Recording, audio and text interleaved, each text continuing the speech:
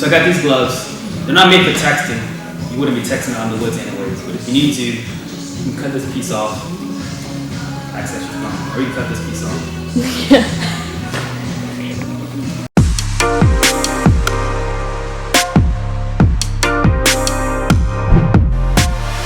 What's up, y'all?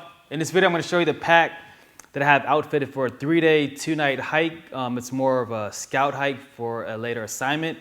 So that's why I'm packing pretty light. And for this trip, I'm going to try to go kind of stealthy. As you're going to see as I pull the contents out, we're going to go multi-cam, camo, brown, green color scheme. So the pack I'm going to use for this trip is this Osprey Kestrel 32. It's a 32-liter pack. We got it from the good guys across the street. Great outdoor provisions. Yeah, so let's get straight to the bag. It's a 14.5-mile round trip. So I'm going to have access to a lot of water. So that's why I'm only bringing a 32-ounce Nalgene bottle to start out with. And this just pretty much has paracord, so I can easily pull it out from my pack once it's on my side. I have my water filter kit. The good thing about this bottle from Pipe Hitters Union, once the lights go out, this glows in the dark. So it's pretty cool. I'll probably hang this out for my tent or just out just so I can see inside my tent. And it goes pretty bright. On the other side of this pack, I have spray. I'm just going to go ahead and bring this whole can there. There are already reports of people pulling ticks off themselves, and I don't want that, even though I'm probably going to wear long jeans because it's rain. I'm bringing this. Also in this pocket, a sharpening stone. I'm going to have lots of downtime, so I'm going to pretty much just keep my blades that I'm going to carry, my axe, sharp. And this big guy is a 19-inch Hulta-4 axe. It's very comparable to the Gransford Brooks axe at a fraction of the cost. So this guy's going along with me. I'm going to do lots of campfires, me alone in the woods, nothing else better to do but sit by the campfire. On the front of the pack, these products are going on myself when I start the hike. The Glock 81 serrated knife and then the fire steel. So that's once I start the hike, that's going to go pretty much on my waist pack. And the J5 flashlight. This goes pretty bright. It's rated at 300 lumens with a special battery that it comes with. Again, multicam theme going on here. Work gloves, camp gloves for gathering firewood if it gets a little cold. I'm going to have these on here. These may go in the pack.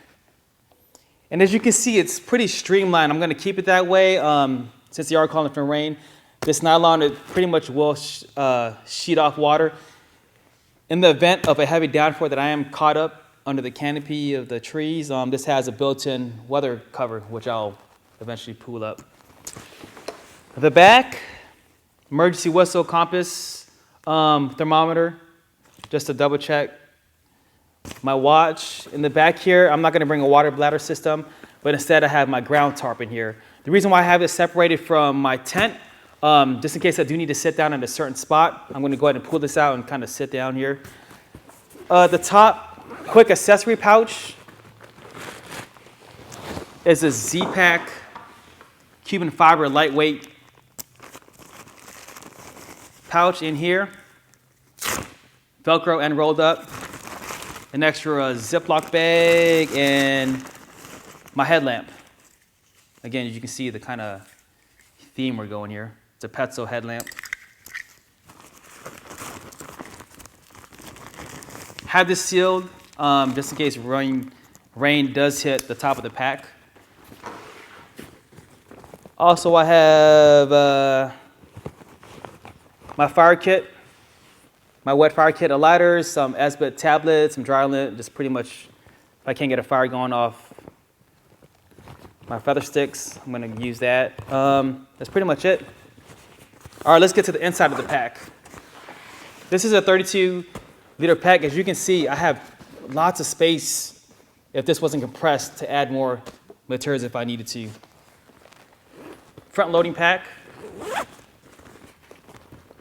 The Joby Gorilla Pod. I'm just pretty much just going to use this for time-lapse vlogging along the trip. My food bag for 3 days. So I got a couple of dinners, a few bars, a couple of breakfasts. I'm packing very light. It's not going to be a heavy trekking type hike, so not as heavy as I would pack my usual. My TP, number 1 and number 2 essentials, wet naps, heat pads, hand sanitizer. My rain shell, Patagonia rain shell. I'm probably going to keep this back at the top since they're calling for rain. An extra fleece for sleeping that I'm going to probably change into. My cook kit from Vargo. I have, in this setup, I have the top lid, which I'm probably going to cook my my sausages for the first night of dinner.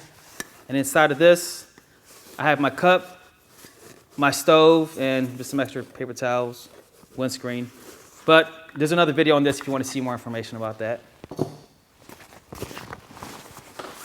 My water filter system, I'm using a Sawyer Mini with the extra water, 3 liter water bladder, which I'm going to use to dump into that once that gets empty.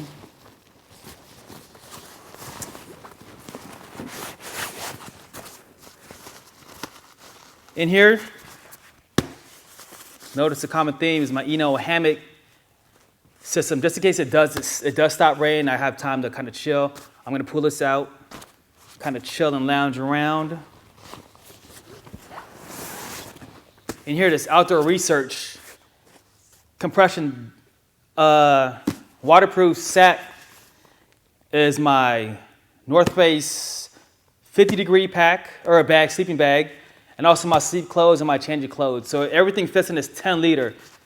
I got this across the street from my Great Outdoors also as well.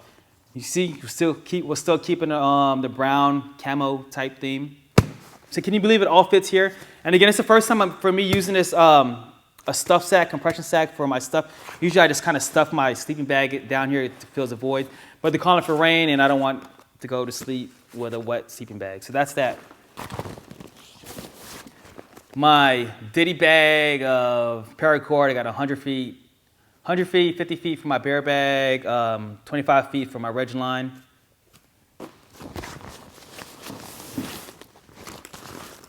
And check this out. I'm going to post a video from the actual trip of this in use. It's the Katoma one-person tactical lightweight tent. This folds out almost like your car shade. Oh, here's my Climate Recon Ultralight sleeping pad. But yeah, this one-person tent is bananas. It folds up to a car shade. It fits one person. This whole setup weighs under 10 pounds, or 2 pounds, I should say. And on top of this, I'm going to use a tarp from here during the night. So that's pretty much my setup. As you can see, I fit a lot in here.